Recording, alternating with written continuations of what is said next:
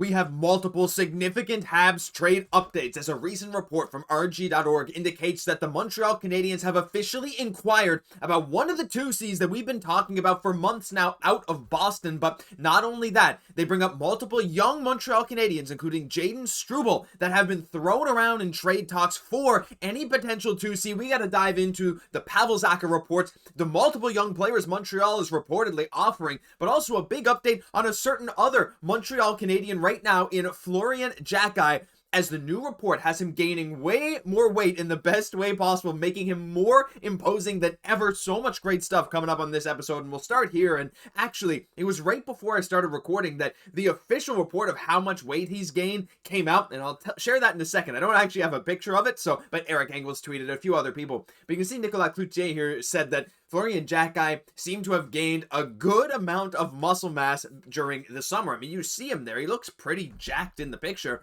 And you can see Anthony Martineau. Florian Xhekaj is clearly a lot more imposing than last year. No matter where he plays, ça va faire très mal. Oh yeah, it absolutely will. And of course, Florian's the guy that we have been saying for ages. Like, this guy, you don't know where to put the ceiling on him because his growth curve has been so ridiculous. Drafting him in the 4th round after a 25-point season in 68 OHL games to go become a point-per-game player with 34 goals the next year, then to score 24 goals in 69 games as a rookie playing mostly on the 4th line, then this summer to go out and gain a bunch of muscle mass. The official number is 15 pounds over last year. 15 pounds. Mind you, his hockey DB listed weight is 195. Functionally, last year in Laval, he was playing at 205. But now he is listed at 220. There were people there. There were people at the rookie camp, watched him step on the scale and watch the needle go to 220 pounds. That's 25 pounds gained, mostly in muscle, over just the last few years. And you can see Laval's assistant coach, Martin Laperriere, said, listen, he's one of the players I've noticed has gained weight, seeing him again today. He's put on a little more muscle, and that's definitely going to give him more strength. But again, it doesn't even end there. As Brian Bartlett, Florian's agent, said he had a great summer. He traveled back and forth between Montreal and Hamilton all summer with Arber, and the two pushed each other to the limit. I mean, first of all, having a brother who's not only a professional athlete, not only a professional hockey player, but a professional hockey player for the same organization in the Montreal Canadiens obviously helps a lot when you want to push each other. You both want to share the ice in an NHL game one day. Preseason, it's going to happen this year, but NHL game, that's what we're looking forward to. And Florian Xhekaj, what he has done this summer has been nothing short of amazing. And this is why I'm maybe more excited to see how he turns out versus so many other people. And look, it's easy to say, look, oh my God, Ivan Demidov is going to have an unreal rookie camp. Yeah, I want to look out for him.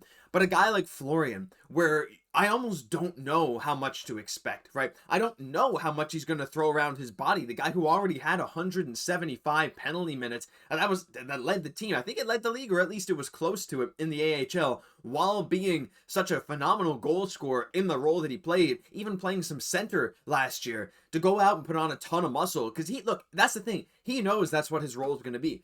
Florian Xhekaj is not going to go to the next level in the NHL and be a 25 goal scorer. That's not where he's going to find his niche. Could he score some goals? Yeah. But what he's going to want to do is take that offensive talent that he has developed over the last few years, but really become more physically imposing, because in the NHL right now, the need for pure enforcers has kind of fallen by the wayside. Yes, there's a few guys who stick around in the league every now and then that can serve that purpose. Like, I mean, Matt Rempe, he is pretty skilled at times, but not really. Ryan Reeves, right? So there is kind of maybe that kind of niche that you could fit into, but you still need to be good at other facets of the game. Florian Xhekaj has worked on his faceoffs. He's played some special teams. He can play that bottom 6 role with physicality, with goal scoring upside, and that's where that path to the next level is. That 3rd, 4th line winger who can maybe play center, that can maybe get you 10, 12 goals in the NHL while also being incredibly imposing to the other team. That's what I love about Florian Xhekaj. I am so excited to see how he takes this newfound muscle mass and how he translates that to success, because that's not always easy either. Playing at a heavier weight slows you down a bit, so we'll have to wait and see how it works, but I am very excited. Leave your thoughts on him down below, as we have to transition quickly into the big story of today. Now, this morning, an article came out on RG.org that I will link down below, talking about Pavel Zacha of the Boston Bruins. He's a name we've thrown around a lot on the channel, and for good reason. The guy is a center. He's on a good $5 million for 2 more years contract. He gets points. He's great at faceoffs. We'll dive into that in a moment. But today was like a very interesting one, because from RG.org, an NHL source has confirmed to RG Media that the Montreal Canadiens have inquired about Boston Bruins forward Pavel Zacha. It's official. We are linked. Kent Hughes has inquired. Now, Kent Hughes should be inquiring because Pavel Zacha has reportedly been on the trade market for a while. He fits the bill for what the Montreal Canadiens are looking for up front, and his cost would not be as much as some of the star 2Cs that we've been talking about, like a Mason McTavish, which is probably unlikely at this point. So that makes a ton of sense. But there's more to it. The Canadiens definitely have interest in Zacha and have inquired about him, but they're not the only team. That's what one NHL source said. The Flames are another team, and there's another team mentioned as well. So there will be competition. And before I dive into the other big update on who the Habs are reportedly, throwing out there in these trade talks, Pavel Zacha, again, like, he fits the team very, very well. But Boston is a division rival. We haven't made a trade with Boston in a long time. And for them to send him over to Montreal, I know this division rival thing hasn't been as present as it has been in the past, like when it comes to not making trades. But you still have to think, Boston, Montreal, they're not great trade partners historically. But Montreal has a lot of what Boston would want. And that's just one thing. Like, at the end of the day, business is business. But again, Pavel Zacha, he's going to cost a lot because the Bruins can afford to jack up the price, because with this rising cap, you got 2 years for $5 million per. Kind of a steal, like a guy that, so I cut this down to show power play and penalty kill stats, because he had 2 shorthanded goals. He had as many shorthanded goals last year as power play goals. He can play the power play. He can play the penalty kill. That's the beauty about Pavel Zacha. 5 power play assists, 2 power play goals, 2 shorthanded goals, 1 shorthanded assist, 3 shorthanded points is pretty impressive when you get 47 total points. He didn't play much of the penalty kill in too many years before, but he's always played it a little bit. But the face-off percentage, again, you look on the right side, they're 53.2% last year. 54.8 on over 1,000 face-offs taken the year before that. Year before was a bit of a down year, but 50% in New Jersey, 51.5. This guy is going to be 50+% on the dot. And again, that history there, when the Bruins were good, when he was rolling with better line mates, he was a 20-goal, nearly 60-point player, 59 points in 78 games.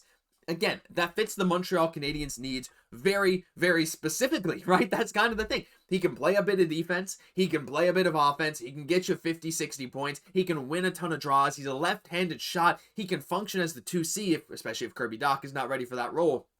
It makes a ton of sense. But it comes down to what it would cost, and that's where it gets really interesting, because while no names were confirmed, the source said the Canadiens' forward prospects Joshua Watt and Oliver Kapanen, as well as defenseman Jayden Struble, are names that continue to be bantered about in NHL trade chatter regarding the Canadiens' search for a second-line center. And Jayden Struble, actually, they go on in the article to mention, like, again, it's not officially linked, but he played at Northeastern, he's from Rhode Island, like, it makes sense to connect him kind of to Boston. It'd be a sort of a hometown kind of guy to go back and play for Boston. Now, I don't want to lose Jayden Struble, but at the end of the day, if it comes to getting a 2C, we do have a guy like Adam Engstrom coming up who is a left-hand shot defenseman, and we do have a surplus of defensemen. Is he the guy I would choose to get rid of?